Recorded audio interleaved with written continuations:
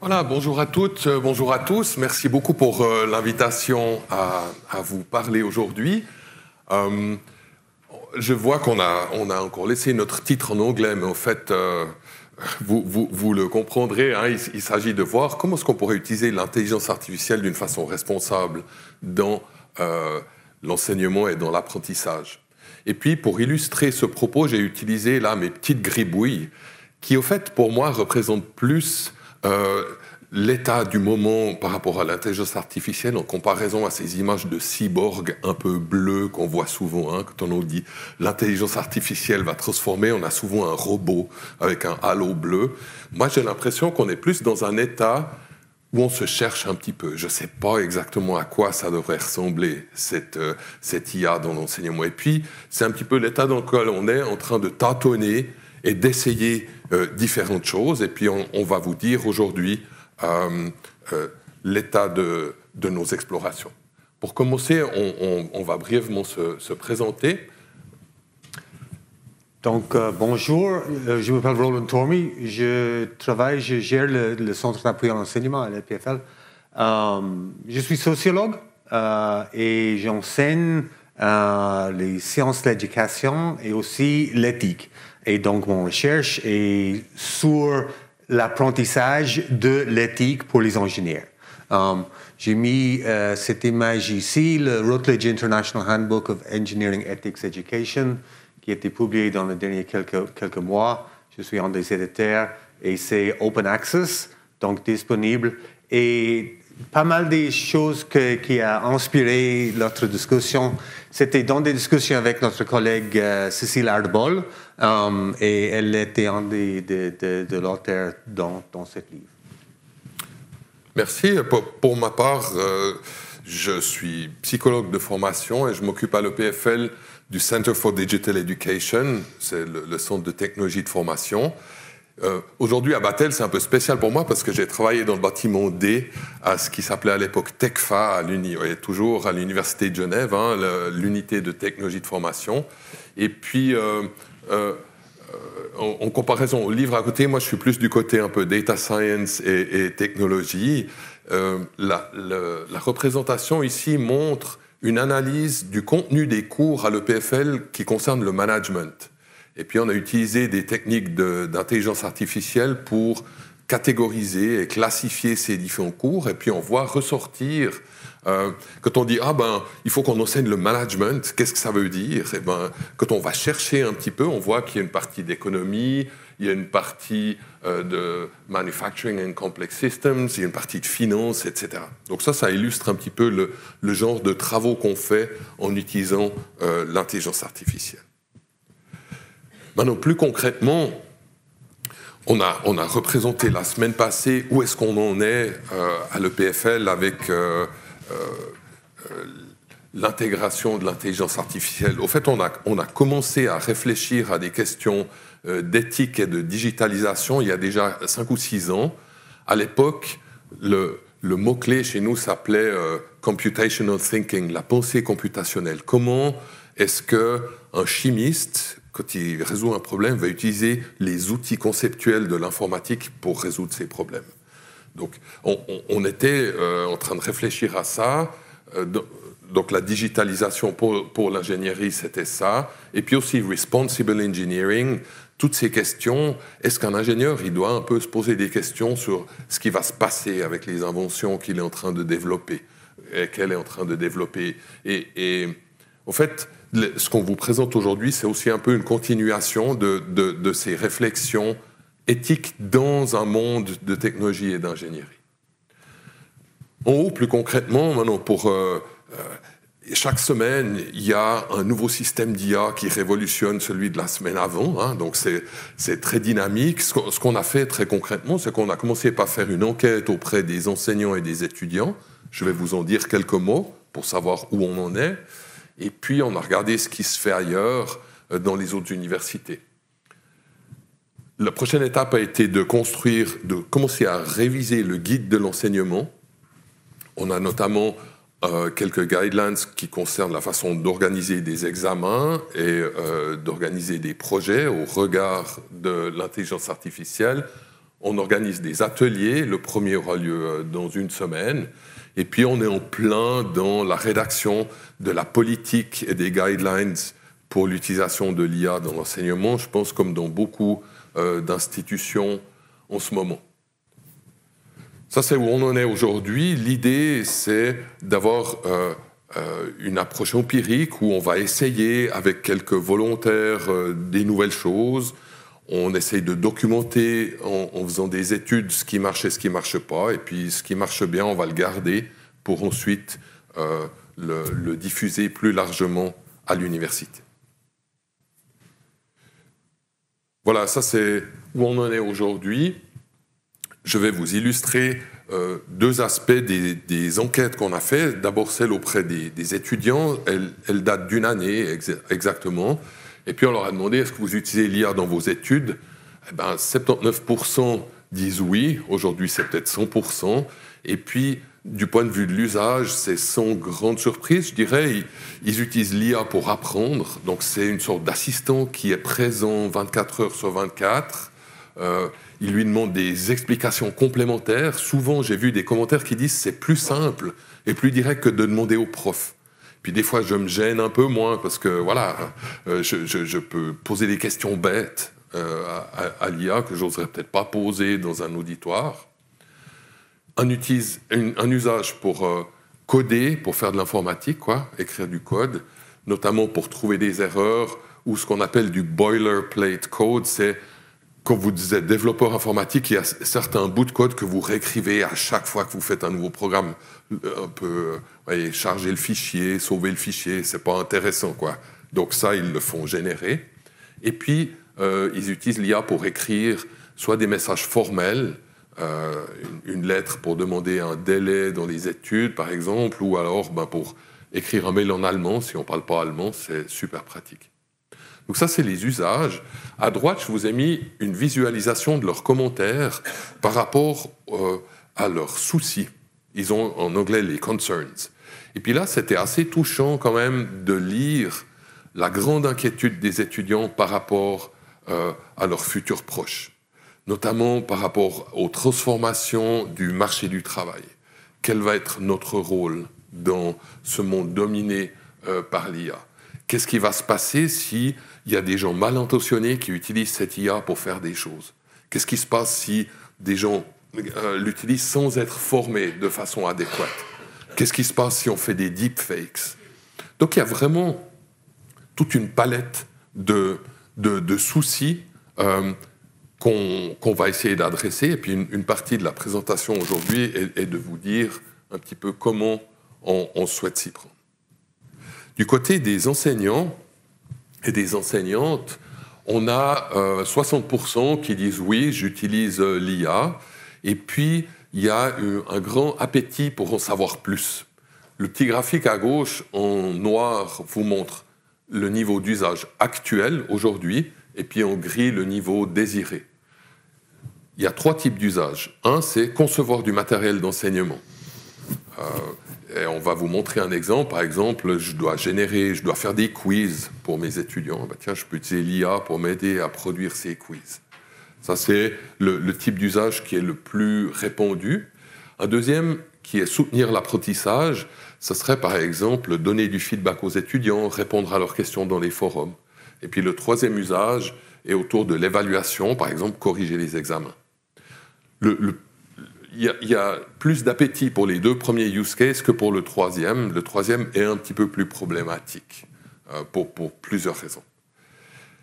Mais on voit aussi même chez les enseignants, il y a un certain nombre de choses qui devraient un petit peu nous alarmer, notamment que 60% des enseignants et enseignantes ne donnent pas d'instructions aux étudiants sur comment utiliser l'IA. Ils laissent un peu aller. Peut-être parce qu'ils ne savent pas eux-mêmes quel est le meilleur usage. Il y a aussi la moitié d'entre eux qui essayent de détecter si le rapport que les étudiants leur ont rendu a été généré par une IA. Mais nous, on sait que les outils de détection ne sont pas fiables. Il y a vraiment des biais dans ces outils de détection automatique et c'est vraiment une mauvaise idée de les utiliser pour trier les rendus. Et puis, au résultat, pour finir, on a pas mal d'enseignants qui n'encouragent pas vraiment l'utilisation de l'IA.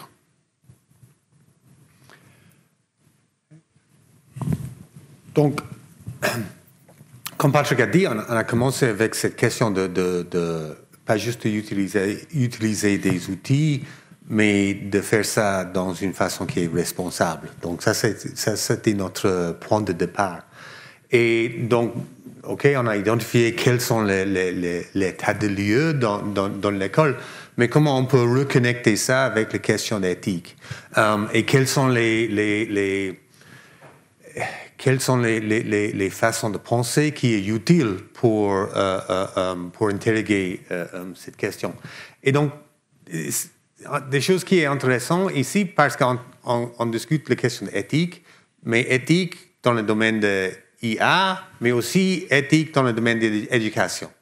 Et en fait, quand on regarde la littérature autour les deux domaines, on trouve rapidement qu'en fait, il y a peut-être deux façons vraiment différentes de voir les questions d'éthique dans les deux domaines. Si on regarde le côté éducation, souvent les gens parlent d'une question d'éthique of care, éthique de soins. J'ai utilisé le mot care parce que souvent dans la littérature française, les gens gardent le mot care. Et donc, c'est-à-dire, éthiquement, on comprend l'éducation dans une façon relationnelle. Relationship entre les enseignants et les étudiants, et entre les étudiants. Et donc, le processus de réflexion dans ce domaine est d'identifier qui ont des besoins dans cette relation, qui peut prendre responsabilité dans ce domaine. Et responsabilité, il y a deux façons d'utiliser ce mot. On peut dire, c'est un peu un jeu de mots en anglais, on peut dire responsible, c'est-à-dire que c'est ta faute, ou on peut dire responsible, capable de faire une réponse. Et des fois, il y a des différences entre les deux. On peut dire aux enseignants que les enseignants sont responsibles pour assurer que les étudiants ne font pas de triche, mais la question est si les enseignants sont capables de faire ça, s'ils ont des outils pour faire ça. Donc, responsibility et responsibility, ce n'est pas toujours la même chose.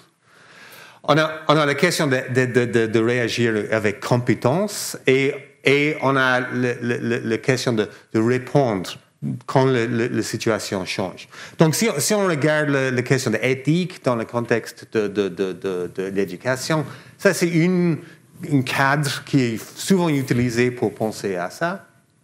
Si on regarde l'autre côté, l'ethics of generative AI, c'est pas le même cadre.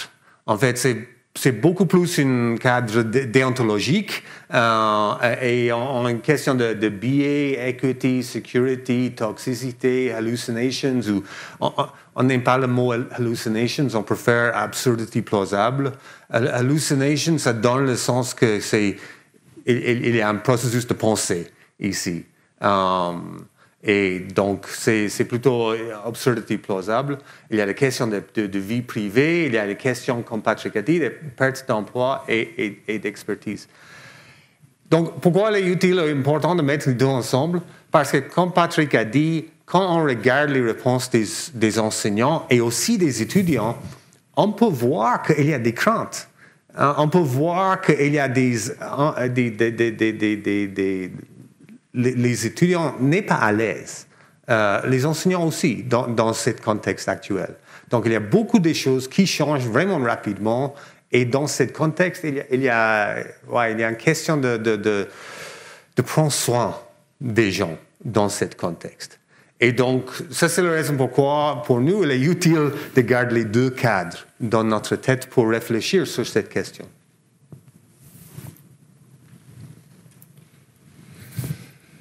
C'est vrai que l'arrivée de l'IA dans l'enseignement, du point de vue éthique, si on prenait un point de vue uniquement de cette éthique de l'IA générative, on pourrait imaginer un scénario complètement dystopique où c'est une machine qui enseigne à nos étudiants et étudiantes sans biais, sans faute, disponible 24 heures sur 24, de façon plus efficace. Nos étudiants n'ont plus besoin de venir à l'université, peuvent étudier à la maison. Ils vont faire leur bachelor en 1 année et demie plutôt que 3, parce qu'on aura optimisé la façon de délivrer le contenu, etc.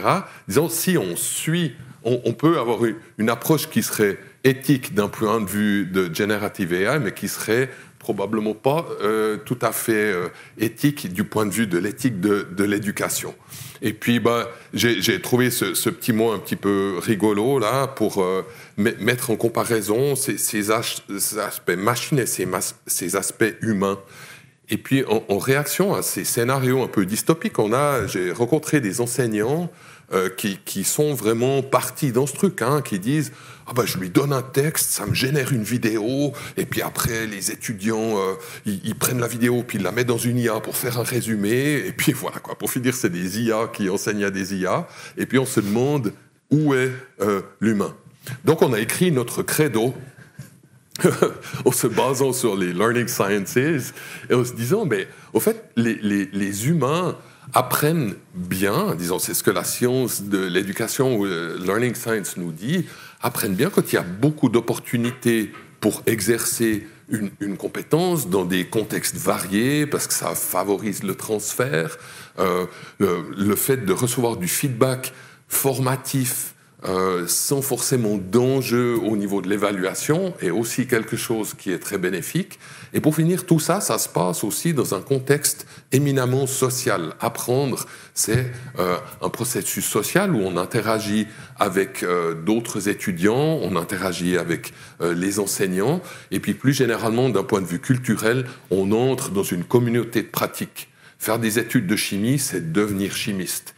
Et puis, le rôle des humains et du prof de chimie qui a les yeux qui brillent devant sa formule de chimie fait aussi partie de ça. Maintenant, ce credo, en fait, on ne l'a pas inventé, mais il vient de multiples recherches en sciences de l'éducation. Je peux vous recommander, si vous le connaissez, par Hattie, avec son livre ici. Il a fait une méta-analyse de centaines d'études en sciences de l'éducation et a identifié la taille de l'effet, effect size. En moyenne, la taille de l'effet d'une intervention est de 0,4. C'est le trétier que vous voyez là. Puis il y a certaines choses qui sont carrément moins efficaces que la moyenne, et puis certaines choses qui sont plus efficaces que la moyenne. Et puis là, on a deux choses intéressantes qui ressortent. D'une part, le feedback. Recevoir du feedback est extrêmement efficace pour l'apprentissage.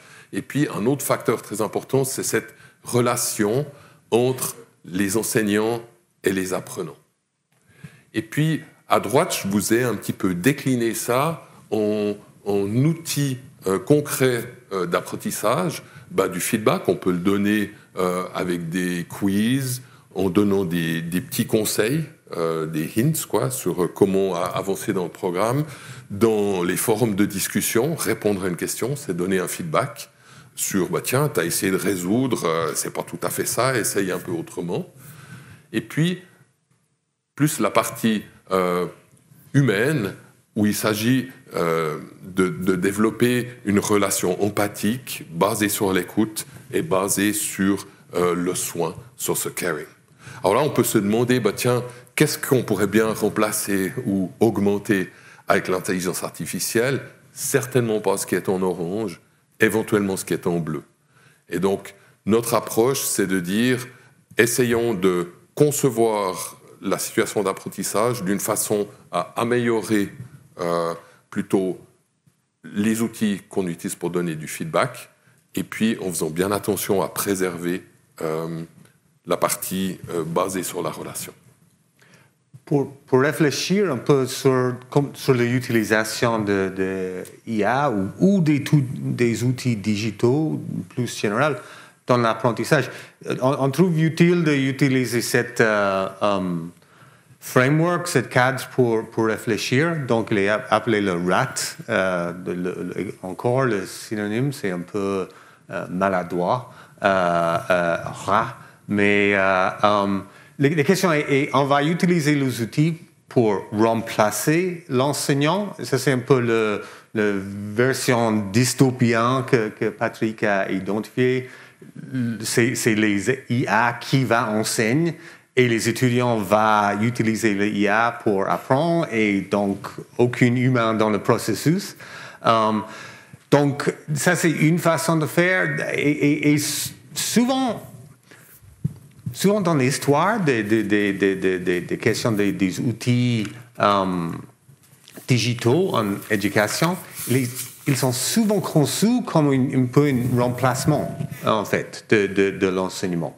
Ça, c'est souvent l'hypothèse de base pour le développement des outils. Mais quelles sont les autres possibilités dans cet espace? On peut imaginer plutôt d'amplifier le travail de l'enseignant, d'avoir une productivité, une amélioration de productivité sans remplacer l'enseignant et la relation entre les enseignants et enseignantes et les étudiants et étudiantes. Et aussi une question de possibilité de transformer le processus d'éducation. Le credo que Patrick a vous donné il y a quelques moments, en fait, on sait que souvent, on peut dire que ça, c'est la meilleure façon de l'apprendre, mais on peut aussi dire que souvent, ce n'est pas la réalité pour les étudiants. Donc, souvent, les étudiants n'ont pas une feedback rapide et low stakes sur leur travail. Donc, c'est possible qu'on peut utiliser tous les outils pour améliorer le processus de l'apprentissage. Et donc, ça, c'est l'idée de transformer. Si on prend en tête l'idée de prendre soin des gens, c'est utile de faire un lien entre ça et cette question de soin. Pour les enseignants, je suppose qu'il est la même situation ici qu'à l'EPFL. Nos enseignants sont sous beaucoup de pression. Il y a beaucoup de choses à faire, jamais assez de temps à faire. Il y a trop de gens qui demandent beaucoup de différents types de travail. Les enseignants sont laissés au milieu pour se gérer toutes les demandes qui viennent de toutes les places différentes. Donc, il faut prendre soin des enseignants dans ce contexte. Et donc, pour les enseignants, on peut imaginer que leur focus peut être sur comment on peut amplifier notre travail, faire du travail, mais avec un peu plus d'efficacité dans ce contexte. Pour les étudiants, le care est peut-être porté avec améliorer les relations dans les classes. Si les étudiantes n'ont pas une connexion avec les enseignants et les enseignantes, donc ça, si on peut donner plus de temps pour ça, mais aussi peut-être de donner les opportunités que Patrick a identifiées pour avoir un feedback rapide et low stakes sur leur travail. Donc c'est utile de penser des différentes façons de faire soin. Et qui ont besoin de soins dans ce contexte. Et c'est-à-dire quoi en réalité, Patrick? Oui, alors peut-être juste un petit exemple avant qu'on reprenne un petit peu d'altitude. Voici des outils qu'on est en train de développer. C'est fresh out of the press de la semaine passée. On l'a appelé AA Apps. Exprès parce qu'on se dit aïe. Et donc on trouvait que c'était un peu rigolo de se dire, bah tiens, on va faire un truc tout petit, mais qu'on espère utile pour essayer d'augmenter le travail d'un enseignant. Alors, à gauche, vous avez un générateur de description pour les diagrammes et les images. On essaye d'avoir des ressources plus inclusives et plus accessibles, notamment pour des étudiants qui seraient aveugles ou qui ont des problèmes de vue. Eh ben, à gauche, vous uploadez une image, et puis là, j'ai uploadé aïe avec le moustique, et puis ça m'écrit « A colorful image featuring a cartoon mosquito and the word I in bold letters ». Ah ben voilà, l'IA me fait ça. Vous n'avez pas besoin d'inventer le prompt qui va bien, etc. C'est là, on l'a testé. Et puis, là, j'ai mis l'image du petit moustique, mais au fait, si vous mettez une figure d'un plan incliné avec une masse qui descend sur une roulette, eh ben, ça va vous faire la description du schéma. Si vous mettez dans votre domaine un graphe sur l'évolution de l'économie, eh ben, ça va vous faire une description. Les deux autres exemples, au milieu et à droite, celui du milieu, vous mettez par exemple un bout de transcript ou un bout de votre chapitre, et puis ça va vous générer des quiz. Vous pouvez choisir différents niveaux de la taxonomie de Bloom. Peut-être vous connaissez Bloom si vous avez été confronté à des pédagogues. En gros, il y a des quiz tout simples qui est c'était quoi la définition de A, B, C, et puis des quiz un petit peu plus avancés où vous testez si les gens savent utiliser un concept pour résoudre un problème. Hein, et donc, ici, ça vous génère des quiz, puis à droite, c'est la même chose avec des exercices. Donc, on peut lui dire, bah, tiens, voici un bout de mon cours, génère-moi un exercice, ici, en l'occurrence, sur un plan incliné. Ça, c'est un exemple de petits outils qu'on essaye d'utiliser un petit peu comme de façon très ponctuelle pour améliorer une partie du processus. Et puis là, Roland va reprendre pour voir de façon un peu plus globale, au niveau du système, comment on peut approcher cette notion du soin qu'on donne aux enseignants et aux étudiants. Ouais, donc ça c'est un peu un soin en pratique. Donc pour l'enseignant d'être capable de générer des exercices, ça prend beaucoup de temps de générer des bons exercices. Donc d'avoir un outil qui peut vous aider de faire ça, pas faire ça pour vous, mais de vous aider de le faire. Et donc, ça c'est un peu une amplification du travail. Vous pouvez avoir beaucoup plus d'exercices, beaucoup plus de contextes différents. Donc, c'est une amplification. Ça réduit les pressions sur les enseignants, mais ce n'est pas une question de remplacer l'enseignant. Donc, ça, c'est un peu l'amplification. Et d'avoir le quiz generation, donc ça peut changer la façon dans laquelle quelqu'un est capable d'enseigner. De créer des quiz que quelqu'un peut utiliser dans les classes pour avoir plus d'échanges, pour avoir plus de feedback rapide si les étudiantes et étudiantes comprennent le contenu et sinon l'enseignant peut réagir.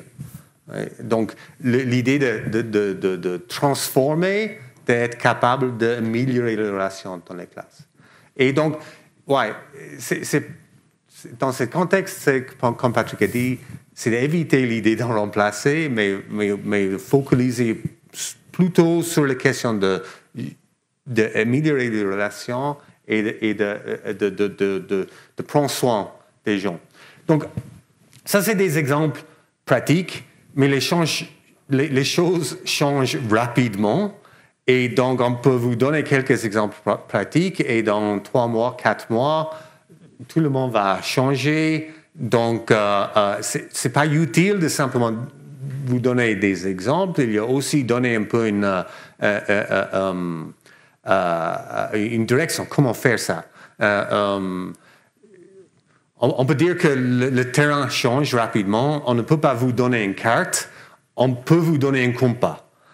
Et donc, avec un compas, vous pouvez peut-être trouver votre propre route dans le terrain qui change rapidement. Donc, cette cadre d'éthique de care, de soins, comment on peut utiliser ça pour réfléchir sur le contexte? Donc, si on commence avec cette question de care about, de se préoccuper, notre première question est qui sont les acteurs dans les réseaux sociaux qui est impliqué dans ce contexte et qui a besoin de soins dans ce contexte. Après ça, on a des questions de responsabilité et responsibility. Donc, qui est responsable et qui peut prendre responsabilité, qui peut agir dans ce contexte. Et donc, après ça, c'est une question de quelles sont les compétences que les gens ont pour répondre à cette situation. Et avec ces 3 questions, on peut commencer à dire, OK, comment on peut réagir dans ce contexte? Comment on peut créer une solution qui va donner soutien aux ceux qui ont besoin de soins dans ce réseau? Et après ça, on peut réagir dans ce contexte en relation avec des autres. Donc ça c'est un peu notre roadmap pour arriver à une solution. Donc si on essaie de répondre à la première question, qui sont les acteurs dans cette situation? OK, on a les étudiants et les étudiants qui sont en interaction avec une IA. Dans ce contexte, on a aussi un enseignant. Si on prend une approche plutôt déontologique, souvent la question est, l'enseignant peut faire quoi dans ce contexte avec l'étudiant? Donc, la responsabilité est sur l'enseignant, et sur une seule personne, et cette personne est responsable pour faire toutes les décisions.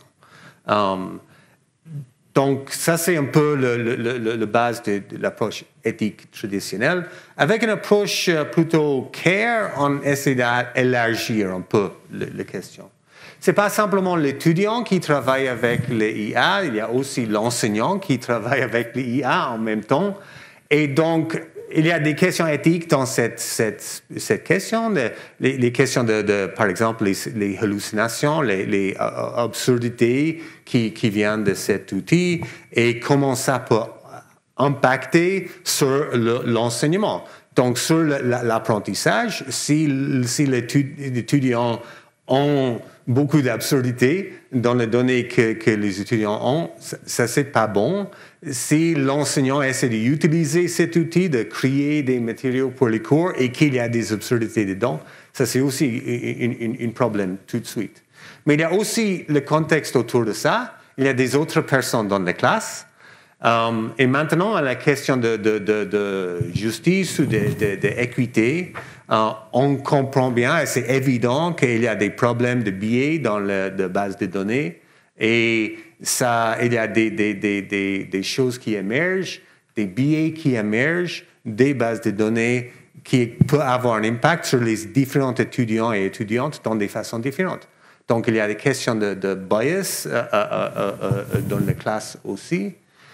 Mais ça, ce n'est pas le cadre, c'est le seul cadre pour comprendre notre système, parce que cette classe est aussi dans une université. Il y a des gens autour de cette classe. Il y a des gens qui gèrent le système informatique. Donc, si on a besoin d'un système informatique qui peut gérer les données qui sont sensibles, par exemple, ce n'est pas l'enseignant qui peut faire ça. C'est les gens autour de l'enseignant qui peut répondre à ce besoin. Il y a le management. Ce système qui peut gérer les données sensibles va coûter beaucoup. Donc, comment on peut faire les décisions autour de ça? Et aussi, on peut commencer à dire qui a besoin de soins dans cette situation. C'est possible que les gens dans le service informatique ont besoin de soins aussi. C'est possible que le management ait aussi un peu de besoin de soins dans ce contexte. Donc, notre système est un peu plus large et il y a des sociétés qui produisent l'IA. Et ça, c'est aussi un acteur dans ce contexte. Il y a des gens qui travaillent pour cette société, pour créer cette IA.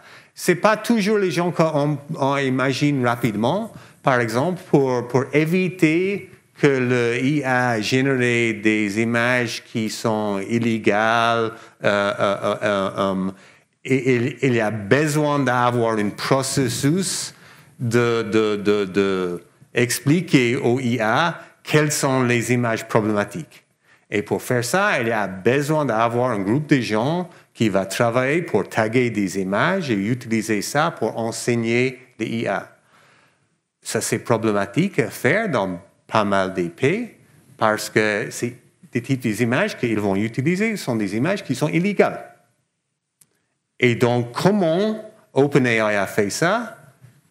Ils ont trouvé une société en Kenya pour faire ce travail, de travailler avec des images illégales pour apprendre le système comment reconnaître les images problématiques. Donc, ça, c'était des gens qui étaient pas bien payés, dans un contexte avec aucun support social, psychologique, qui étaient obligés de travailler avec des images vraiment horrifiques et illégales pendant des longues périodes de temps. Donc, ça, c'est des gens qui aussi dans notre réseau social pour cette construction. Et il y a les producteurs, il y a des questions de copyright, qui ont le ownership des données qui est utilisé pour cet outil. Il y a les questions d'impact sur l'environnement. C'est beaucoup plus cher, coût environnemental, de faire une query sur ChatGPT que de faire une query sur Google.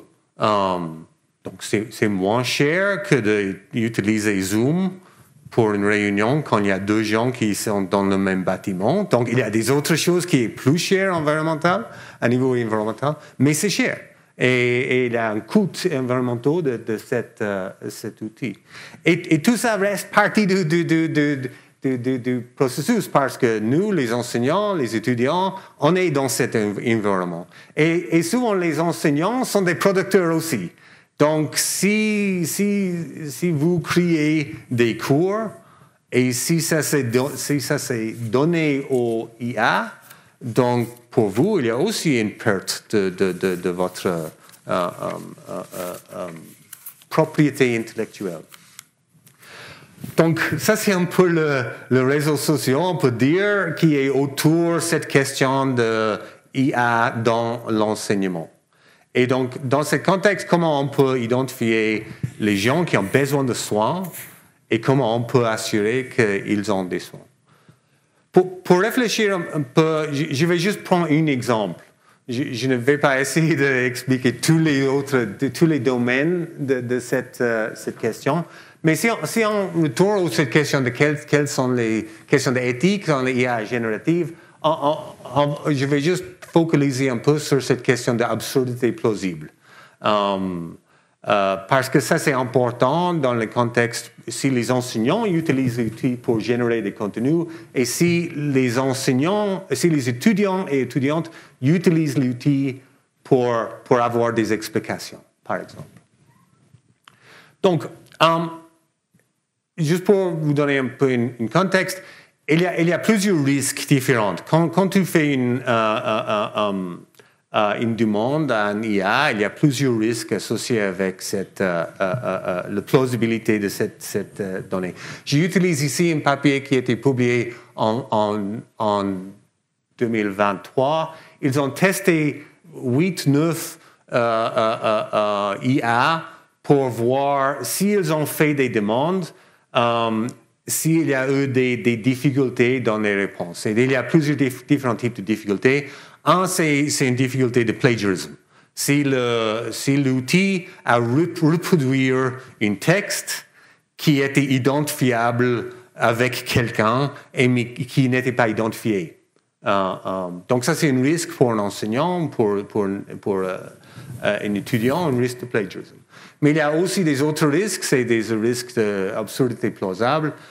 Donc, s'il fait des erreurs, s'il dit des choses qui n'est pas vraies dans le contexte.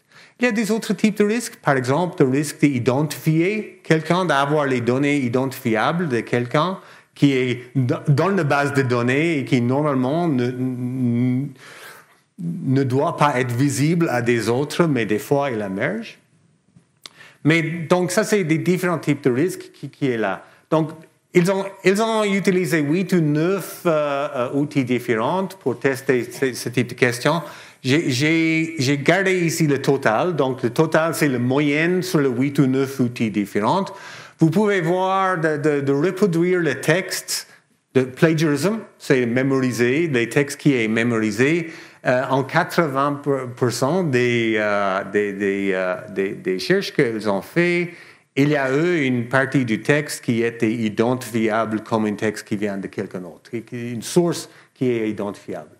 Donc, information personnelle identifiable, 15%, des erreurs de logique, ça c'est plutôt un peu plus un problème peut-être dans les domaines plutôt mathématiques. On a souvent des erreurs de mathématiques, de logique, 30%.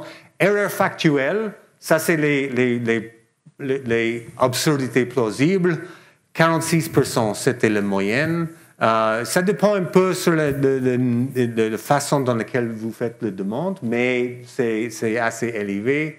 Et les erreurs de grammaire et de fluidité, ouais. Si c'est important pour vous, français, c'est mon deuxième langue. Je ne peux pas écrire en français. J'ai besoin d'utiliser DeepL pour écrire des choses. Et donc, si j'ai essayé de faire ça, je suis tout à fait d'accord qu'il y a moins des erreurs de grammaire et fluidité dans l'IA que si j'ai essayé d'écrire en français. Mais si je peux arriver à 52% des erreurs, je vais être contente. Hein. Donc ça c'est en total. J'ai aussi regardé pris juste un exemple, c'est l'exemple de ChatGPT 4. Juste pour montrer une chose peut-être importante, c'est cet équilibre entre l'erreur factuelle et le mémorisé.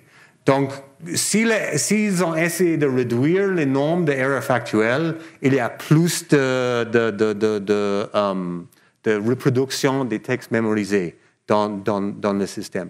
Et donc, on peut dire que les choses changent rapidement. Okay? Donc, ça, c'est des 23. On peut imaginer que peut-être c'est plus bas maintenant qu'il était en 23. Mais c'est aussi de voir que s'il y a un problème qui est résolu, c'est peut-être ça va créer des autres dans le système. Donc, comme j'ai dit, ça c'est 23. Et peut-être on peut dire que 23 c'est le Moyen-Âge et les choses ont changé maintenant. Donc, le week-end passé, j'ai demandé à ChatGPT, j'ai donné un article que j'ai écrit. Parce que j'étais vraiment clair dans ce contexte quels sont les contenus de cet article.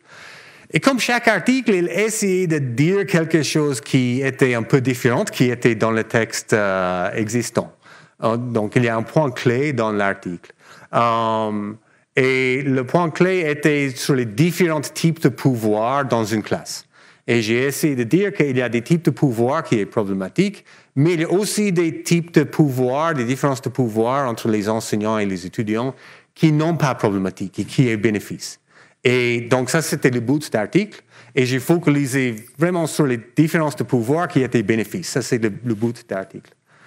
Donc j'ai demandé, what does it say about how power imbalances affect student well-being or gives rise to unfairness? Donc, j'ai demandé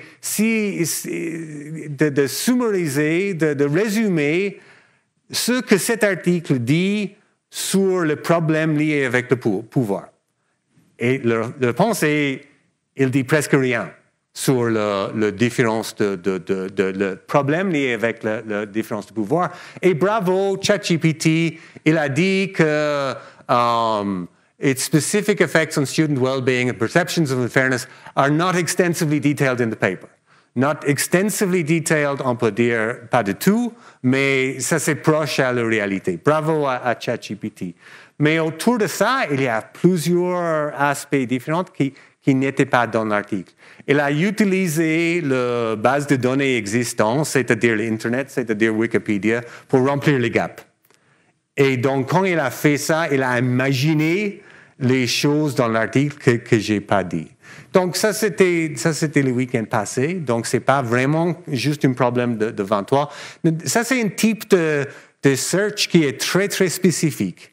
Ouais? C'est résumer ce que cet article dit sur un sujet. Donc, tu peux dire que j'ai trouvé une façon de trouver un problème. Mais en fait, c'est le type de choses que les étudiants demandent souvent. Pour faire un essai, souvent, OK, je suis obligé d'écrire un essai sur ce sujet. Donc, cet article dit quoi sur ce sujet? Donc, ce n'est pas vraiment une recherche qui est problématique. Donc, ça, c'était ChatGPT. J'ai aussi vu MS Copilot pour voir s'il est mieux. La réponse est non, elle est beaucoup pire. Et ça, c'est intéressant aussi, c'est lié avec ces questions de les différentes capabilities. Microsoft essaie d'avoir le moins possible des plagiarismes. Et donc, comme ça, peut-être il a un peu plus d'absurdité plausible. Donc, ça, c'est le contexte. Et la question est maintenant, si on veut prendre soin des gens, si on va simplement laisser les gens d'utiliser ça tout seul. Le problème est un peu plus grave que ça parce que ce n'est pas simplement qu'il y a des erreurs, c'est aussi que les gens sont susceptibles d'accepter les erreurs comme un fait. Donc, quand on regarde comment les gens réagissent à des propositions qui viennent d'une IA, en fait, les gens sont susceptibles d'accepter les recommandations d'IA, même lorsque la recommandation est fausse, même quand les personnes sont capables eux-mêmes d'arriver à une meilleure décision que l'IA, et même quand le système utilise les prompts pour dire que, en fait, ce n'est pas une recommandation très fiable. Donc, il y a un grand risque de simplement laisser les gens avec des outils qui sont disponibles publiquement pour utiliser ça dans l'apprentissage pour le moment. Et pour le moment, on a seulement ça. Ça, c'est le seul... donc, on a ChatGPT can make mistakes, check important info. Ça, c'est pas très, très utile comme avertissement aux gens. Donc, si on veut avoir une éthique de care en réponse d'IA, qu'est-ce que c'est notre processus? Pour nous, quand on a fait cette analyse, on a dit, OK, première chose, ne laissez pas les élèves et les enseignants d'agir seuls. C'est l'ensemble du système qui doit réagir. Ce n'est pas les enseignants qui doivent être responsables. Il faut créer un contexte dans lequel les enseignants et les étudiants sont responsables, sont capables de prendre une réponse. Pour faire ça, il faut fournir des systèmes informatiques appropriés et il faut aider les enseignants et les étudiants à comprendre comment les utiliser. Comme Patrick a dit déjà, une partie importante de ça, c'est les relations. Il faut privilégier les outils qui peuvent soutenir l'apprentissage et la qualité de relation. Pour les enseignants, pour prendre soin, c'est important de réduire la pression sur les enseignants. Pour les étudiants, pour prendre soin, c'est d'augmenter leur temps, de pratiquer des choses, d'avoir un feedback low stakes, d'améliorer leur capacité de faire le processing d'informations qui est important dans l'apprentissage, mais aussi d'avoir des relations avec des gens. Et il faut aussi être clair que la bonne décision va changer dans 3 mois, parce que le système change rapidement et nous, il faut être capable de continuer de réagir quand le système change. Ouais. Patrick? Alors, pour conclure, vous m'entendez? Ouais. Pour conclure, en juste quelques minutes, un peu retour dans les tranchées. Alors maintenant, comment est-ce qu'on fait? On a ces principes et cette approche. Qu'est-ce qu'on est en train de bricoler pour essayer de répondre à ça? Voici un exemple de notre chatbot à gauche. Donc, on a construit tout un système, un réseau sémantique de toutes les connaissances académiques à l'EPFL, s'appelle Graph Search. Et puis, par-dessus, on a un chatbot. Et puis, peut-être vous entendez souvent parler des fameux RAG, Retrieval Augmented Generation. C'est un peu un des mots-clés qu'on entend beaucoup. L'idée est que quand on fait du retrieval, c'est simplement comme je cherche dans Google, je mets un mot-clé, puis ça me sort les documents qui correspondent le mieux à mon mot-clé. Et puis, le Augmented Generation, eh ben, on donne les résultats de notre recherche à un modèle de langage qui va emballer ça dans une réponse en anglais ou en français, quoi, en faisant semblant d'être intelligent. Eh ben, il s'agit vraiment un peu, à gauche, là, on a demandé « Can you explain Fubini's theorem ?» C'est un truc de maths. Voici la liste des vidéos, des documents et des cours qui parlent du Fubini theorem. Puis à droite, on a demandé à ChatGPT « explique-moi le théorème, puis lui, il a vu ça pendant son entraînement, puis il nous fait le cours. Au fait, tout l'enjeu, quand on conçoit ces chatbots ou quand on conçoit les outils pour nos enseignants et nos étudiants, c'est de trouver la balance entre complètement à gauche, où on liste les documents qu'on a à la bibliothèque, ou complètement à droite, où on laisse ChatGPT parler tout seul. Et puis, une des approches un peu contemporaines qui a le vent en poupe, c'est ce fameux RAG, ce Retrieval Augmented Generation. Et les enjeux, c'est vraiment... d'abord, il faut avoir les données à disposition pour pouvoir les faire consommer par une intelligence artificielle. Et puis, le danger, si on se met tout à gauche, c'est que les étudiants vont aller utiliser ChatGPT. Et donc, on est obligé quand même d'aller un petit peu sur la droite. Si un étudiant me dit il faut que je résolve ce problème, c'est un plomb incliné avec un poids qui descend, et puis si on lui dit va réécouter le cours de mécanique, il va se dire bon, c'est bon, ça je savais, quoi, mais aide-moi un peu plus, parce que ChatGPT il me résout le problème. Donc il faut qu'on trouve le juste milieu où notre système va être capable de dire peut-être pourrait lui poser une question, qu'est-ce que tu as fait jusqu'à maintenant, qu'est-ce que tu as essayé? Puis l'étudiant répond, puis en fonction de ça, je te donne un petit conseil, puis je te donne juste ce qu'il faut pour avancer un peu. Ça pose aussi toute la question de, pour finir, comment est-ce qu'on explique à nos étudiants ce que c'est d'étudier, comment est-ce qu'eux, ils peuvent acquérir ces compétences métacognitives et cette régulation de l'apprentissage qui va leur faire réaliser que oui, il faut que je fasse un certain effort. Si je fais tout faire à ChatGPT, je vais rien apprendre. Et c'est pas évident pour tout le monde. On voit dans plusieurs études qu'on fait en interne à l'EPFL que, par exemple, dans un examen d'informatique, la qualité du code que les étudiants rentrent dans le projet est mieux qu'avant. C'est super, parce qu'évidemment, ils utilisent une IA pour les aider à coder. Par contre, à l'examen écrit, sur papier-crayon, il y a une baisse de performance. Et puis ça, c'est vraiment le danger de cette automatisation et ce fantasme de la facilité et de l'optimisation qui est vraiment dangereuse pour l'apprentissage. Alors, autant pour les étudiants dans leur processus que pour nous, en tant que concepteurs du système, on doit trouver ce juste milieu. Et puis on le fait, un peu partout. Ce spaghetti-là, c'est mon domaine, c'est Educational Technologies à l'EPFL. Il y a des systèmes, des ressources, Moodle, vous avez peut-être Moodle aussi, les Jupyter Notebooks, le là. Et puis, on a identifié dans ce paysage plein d'endroits où l'intelligence artificielle pourrait amener quelque chose. Que ce soit sur le chatbot dont je vous ai parlé, on a aussi essayé d'en faire un mentor. Donc, on a configuré une sorte de chatbot qui discute avec les étudiants sur comment se préparer au mieux pour les examens, quelles sont les habitudes d'apprentissage. En fait, c'est basé sur un livre que Roland a écrit avec une collègue. On peut configurer ces IA pour qu'elles jouent un rôle positif. D'autres exemples, c'est évidemment les tuteurs qui répondent dans les forums, et puis ce petit AI Apps que je vous ai montré, qui est plus une petite boîte à outils que les enseignants peuvent utiliser de façon ponctuelle. Voilà, je pense que on arrive au bout. Voici les use cases qu'on a identifiés pour l'IA dans l'enseignement et dans l'apprentissage.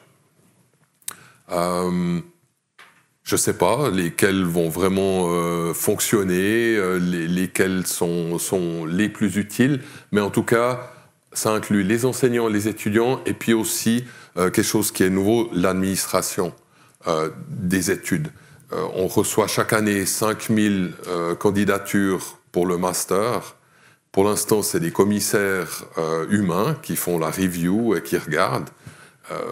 Peut-être qu'on peut faire un pre-processing de ces candidatures, vérifier qu'elles sont complètes, avoir une première lecture des lettres de candidature.